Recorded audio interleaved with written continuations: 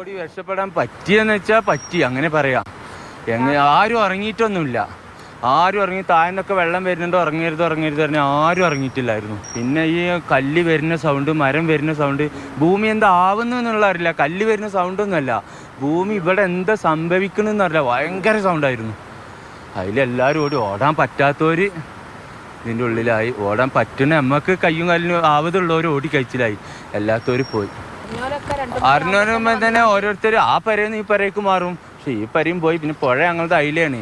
പുഴ നമ്മൾ ഇതിലെ വന്ന് അറിഞ്ഞില്ല. നമ്മളെ മേലെ വാടക ആളുണ്ടായിനി, ഓലൊക്കെ അങ്ങോട്ട് അടുത്തുള്ളവർ വന്നുകാണ്ട് കൊണ്ടുപോയി ആ വീട്ടിൽ സുരക്ഷിതമാക്കി. അവിടുന്ന് ഈ രണ്ടാമത്തെ പൊട്ടോ മൂന്നാമത്തെ പൊട്ടൊക്കെ കേട്ടിയിൽ എല്ലാവരും പേടിച്ച് അങ്ങോട്ടും ഇങ്ങോട്ടും ഓടി. പിന്നെ രാവിലെ 6 മണി വരെ നിന്ന്. പിന്നെ അതിനായിട്ട് മേപ്പട്ട് റോഡുണ്ട് റിസോർട്ടിക്ക്. ആ റിസോർട്ട് റോഡിൽ മേപ്പട്ട് കയറിയിട്ട് പുത്തുമലയിൽ നിന്ന് ഒരു ജീപ്പ് വന്നുകാണ്ട് ഓല് അങ്ങോട്ട് കൊണ്ട്. ഭയങ്കര കൂട്ടാണ്, ഭയങ്കര കൂട്ടാണ്. സ്നേഹമുള്ള ആൾക്കാരാണ് ഫുള്ളും. ഈ സ്നേഹം നമുക്ക് പുറത്തു പോയാൽ കിട്ടൂല. ഞങ്ങളൊക്കെ വേറെ വേറെ പാർപ്പിക്കുണ്ടാകുമ്പോൾ തന്നെ ഞങ്ങൾക്ക് വിഷമം. അതല്ല വിഷമം, കാരണം ഈ ഒരു കൂട്ട് ഞങ്ങൾക്ക് കിട്ടൂല.